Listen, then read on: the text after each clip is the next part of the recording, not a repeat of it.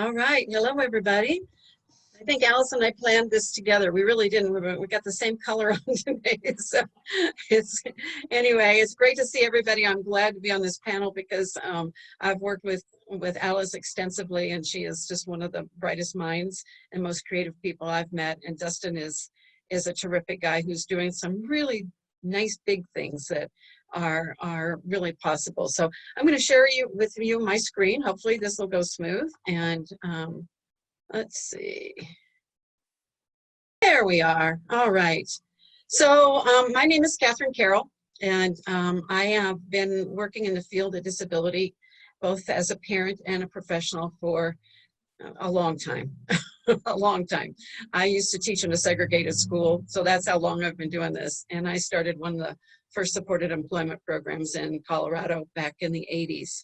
So I'm going to touch at this from a broad variety of perspectives, mostly from how we're using technology for Mikkel. But currently I'm also one of the tri-chairs for the Employment First Advisory Partnership, which recently was able to acquire a lot of resources for the Office of Employment First for Colorado. Colorado had been very behind in this. We'd been at the beginning of employment services. We were one of the best, and then we just kind of lost our leadership, lost our direction, and we have been able to reinvigorate that. And I currently serve on the State Rehab Council as well. And so this is my daughter, Mikkel. We use technology on a website. We've been blogging for, probably 7-8 years now. We developed this site with somebody from her community, and her community is updating this right now because we're taking this time of social distancing and we're updating everything. But this is our current site, but it'll be updated shortly. But we want to highlight the idea of a beautiful community, and we want to share in ways that are accessible to people.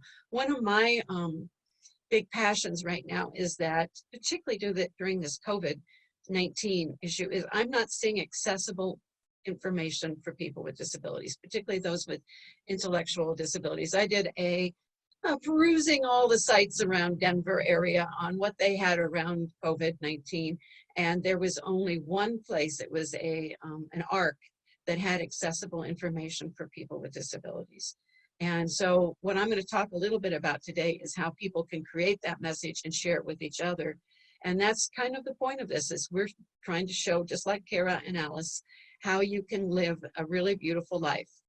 Mikkel came to me when she was 3.5 months old. She's adopted. She came from Korea, and she came over undiagnosed with cerebral palsy. And for the first 11 years of her life, before Medicaid waivers came into the state, I had to fundraise for every device, every piece of equipment. And what that taught me was that the community is a really good place. And that if you have a good story and you can share it, well, people will come in and be part of your community.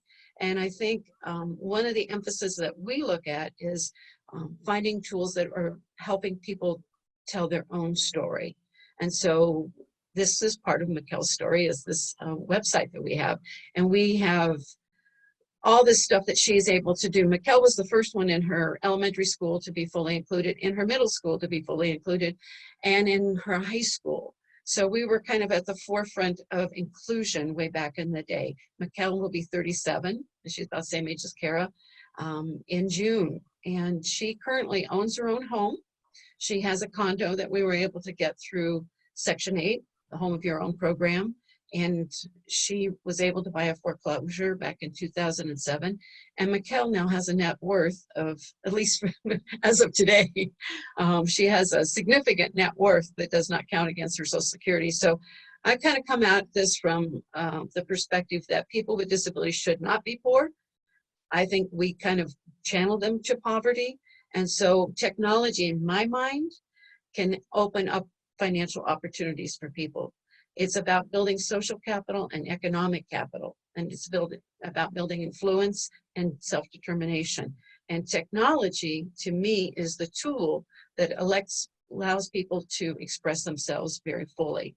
And I get concerned, and Alice has heard this many times, because when we came together with families at the forefront of technology, we were very frustrated by a system that didn't seem to understand that this is a civil right, and that we are creating 21st century segregation if we don't embrace this.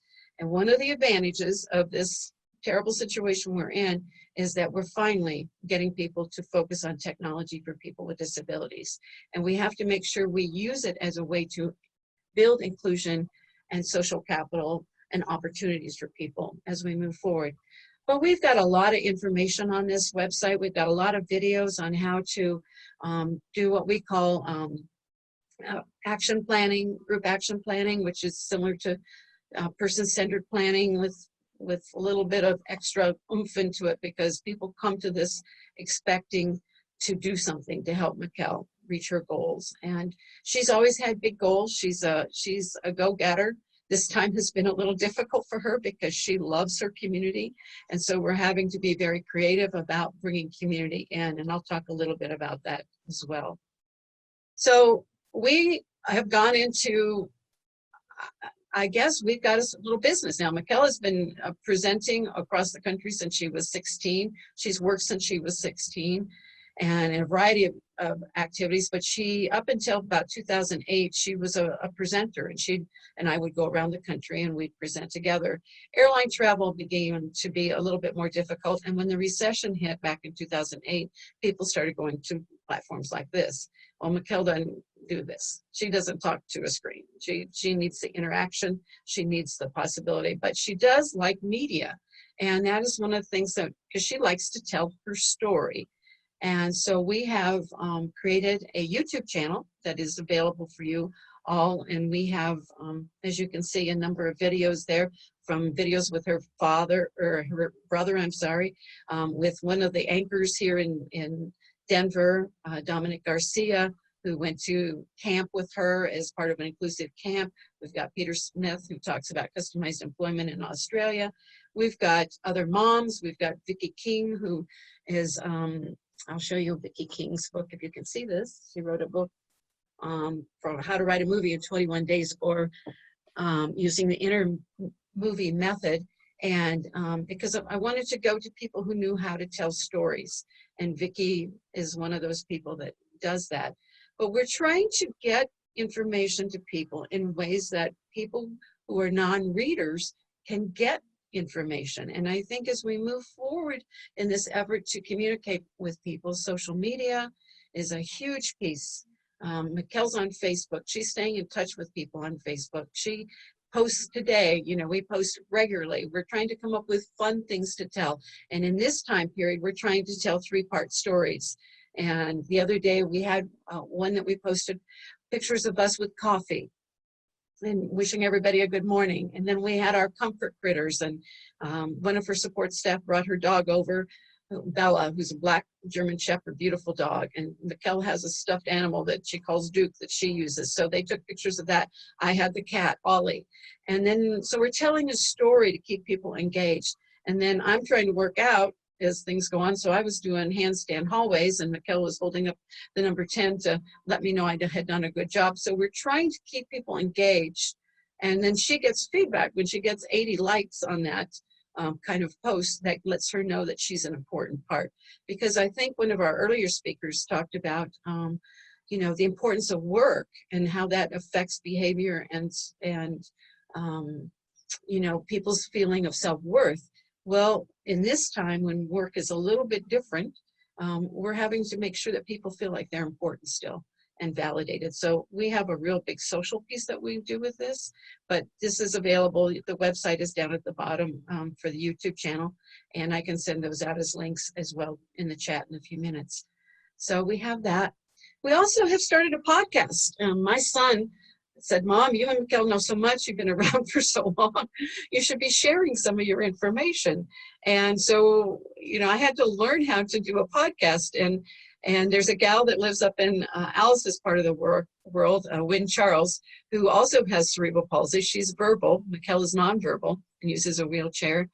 And we used some money that was available through our mill levy fund here in Denver to hire Wynn, who had been a successful podcaster, to teach me primarily how to set up the webcast, but also to coach Mikkel on how to do podcasting. And Wynn is available. she likes to do that. She likes to help people set up. She just came back from a national conference on podcasting. And so podcasting turned out to be kind of a nice thing. We've had over almost 2,200 downloads. Dustin was on there. We're going to get Alice one of these days, Alice and Kara, on it. And but we're trying to not only tell our story, but tell other people's stories and to be a resource to people. We have a little saying in our house, Shining Beautiful is Mikkel's middle name, so that's where we came up with that. We also have a saying, if you're going to doubt anything, doubt your limits. But we have a new one. It's like, you be a little classy, a little sassy, and a little badassy. So we're kind of working on creating a theme for how we get through these things.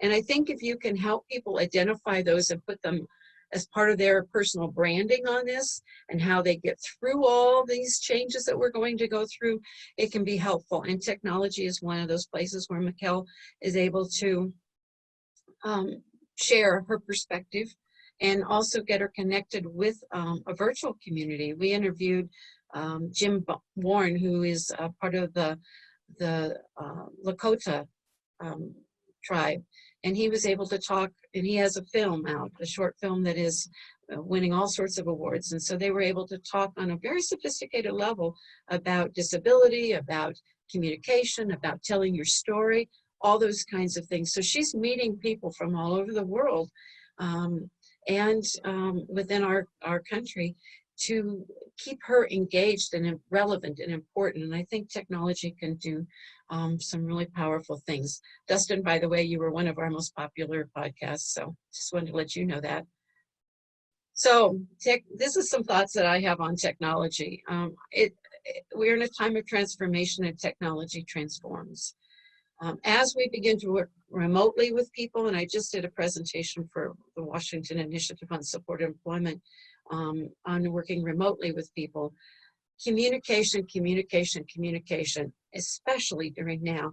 One of the big disappointments for me is that the system is so far behind in our state, and I don't know how it is in Wisconsin. Sounds like you guys are doing some really cool stuff. I love the gaming idea, by the way. I thought that was a fantastic idea. We're not hearing from people. Communication is not coming, and I've surveyed a number of other people. Case managers and voc rehab counselors are doing better in our state, but case managers are not reaching out to people, and I think it's because they don't know how. And so I think what we have to look at is creating some opportunities for people to really get tech savvy, and we're going to have to build it like we build a muscle as we work out. We're going to have to become tech strong. And so I think as we look at reformulating our systems to deal with, I think, a fairly ongoing pandemic issue, we're going to have to really rethink about how we do things. And it's not just taking stuff that we've done and putting it in this. We have to come up with a different approach.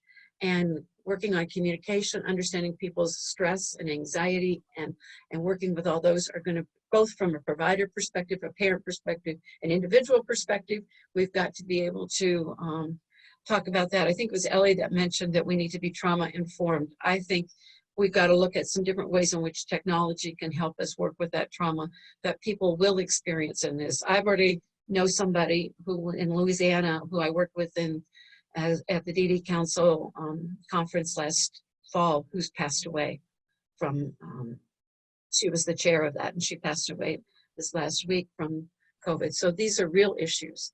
I think we need to look at building technology communities, and Alice talked about that, but we have to build it with intent. What do we hope to accomplish here?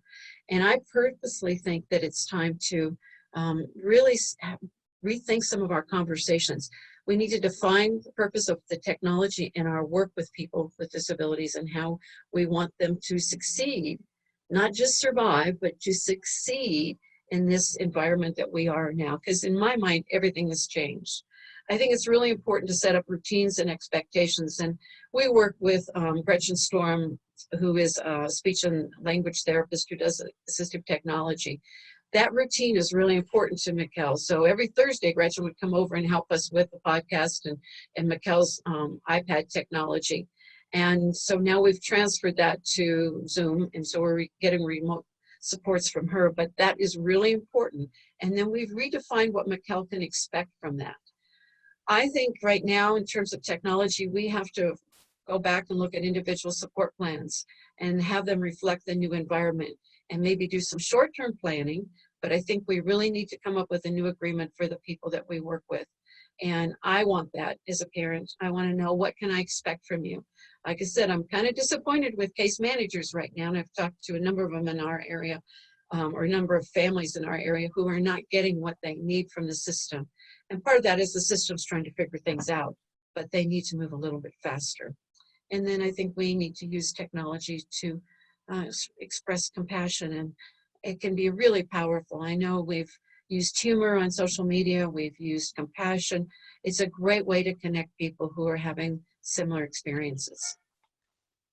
So one of the challenges that we all face on this is working through overload headaches, and that includes families. Right now, I think families' roles are changing, and as I talked to Gretchen a little bit about this the other day, I said, what would you tell these folks in Wisconsin? And she said, I'm not working directly with people, but I'm coaching families now. And so I think from your perspective as providers, you're going to become more of a parent coach. And so you're going to want to work on those coaching skills and expand beyond the individual and look at the individual as part of a very intimate system right now. And then you're going to have to take care of yourselves, and you're going to have to pace yourself. This is not, the New York Times had an article yesterday on productivity. We may not be as productive as we were in the old way, but as long as we're moving and developing and people keeping engaged, I think we're in a pretty good stand for that. So one of the things that we've been working on is, and I'm not going to show you this, but Pontoons is a great tool for people. It is animated, and they have templates that you can download. I wish all our agencies, I've been pushing it to people, I've been sending it to people, I've been trying to do that. It was one ARC that had a similar pontoon that explained the coronavirus issue in ways that people who are non-readers can understand. And so I think that's really a positive animated approach. And I think job coaches can use animation to help explain job routines and all that. Some people relate to animation better than they relate to us. And there's been some research with folks with autism that often relate a little bit better to technology than they do to person stuff. And then what we're going to be working with Mikkel on is creating her own videos on this and helping her create her characters. And that gives us something to do that's a billable service under employment right now, because I provide a lot of Mikkel's employment services. And the reason why I do that is because there's nobody else who understands technology in our state and how it relates to employment. Too much of employment has been from the neck down, and I think the shift that we're going to go through now is from the neck up. And I love the conversations that I heard earlier. It's like we've got to engage people in how the rest of the world is working. And there's some employment opportunities, and I love the cybersecurity idea. I thought that was fantastic. So here's a little video, and hopefully this is going to play. This is Edward, and they use Pontoons. So this is a guy, oops, wait a minute, that's not going forward. Oh, it's not doing it for me, I'm sorry. Anyway, I'll go back. Anyway, for some reason this is not playing, but this is Edward, who used Pontoons to create a video on hand washing. And so it's created in his home with his sister, and they are sharing it amongst the self-advocacy group, but they use this to create a little video. And Edward is very musical, and he likes to sing, so he created this. They did a storyboard, and they broke it up into 3 parts, beginning, middle, and end. And now Edward is in charge of telling the story. It isn't a service provider, it isn't somebody else, he's telling his staff and his support team how to take care of them and to themselves and him. And then he can share this, because he's very powerful in the self-advocacy movement. He can send this to people first organizations. They can send this out. You can put this on a flash drive. You can send it out that way for people who don't have technology available to them. You can do it in a variety of ways to get it to people who have some basic technology, even if internet is not great. This is shareable on a phone as well, so you can record this. Pontoon does have a subscription, or Pontoon has a subscription. It's a little pricey, but for an agency, it would be very affordable. So, and hopefully this one will work. Yeah, it looks like it's going to. So this is how Mikkel uses technology. We use Siri to text people. And let's see. Yeah, and it's not working. All right. Sometimes when I copy these over, they don't work. So I apologize. But anyway, Mikkel is using Siri to text people. So we've been able to coordinate with her iPad, which has a communication app called Tech Talk or Talk Tech. And we've been able to work on that so that she can communicate to Siri to call people, and then she can talk to them on her iPad. And so we've been able to work that. And this one is Kara using Pictello.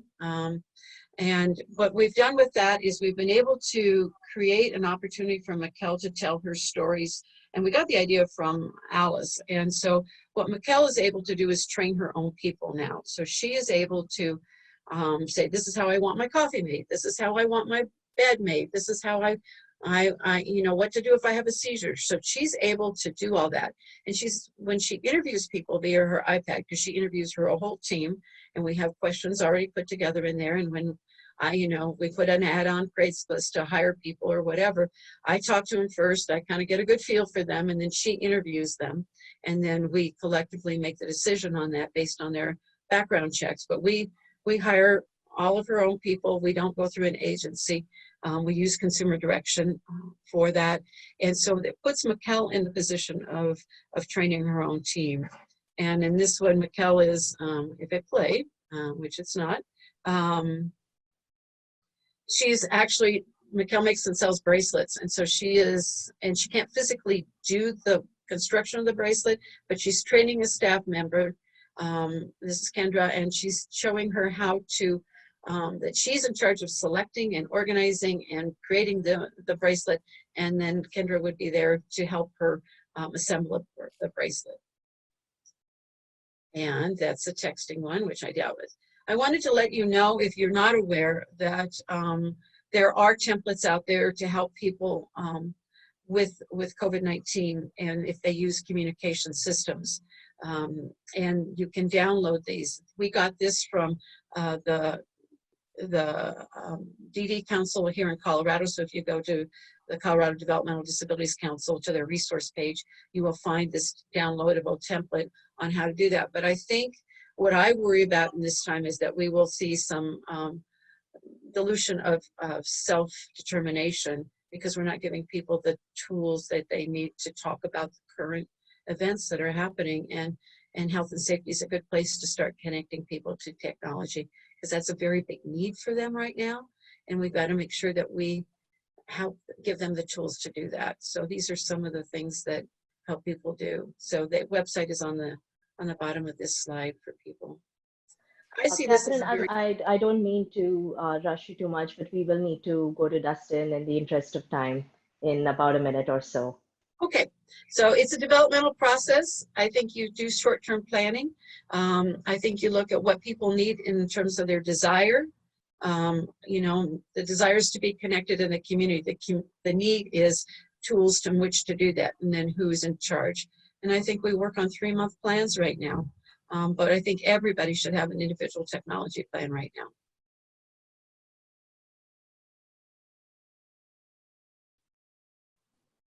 Thank you so much, Catherine. That was really, again, an excellent presentation. And thank you so much for walking us through Mikkel's experience, but also just how she has used technology for financial independence and social networking, and just all of the innovative ideas to get that information out. Dustin, we'll go over to you. And in the meantime, I do want to encourage the audience to send us any questions through the Q&A box. We will certainly try to get to them as much as we can. Thank you.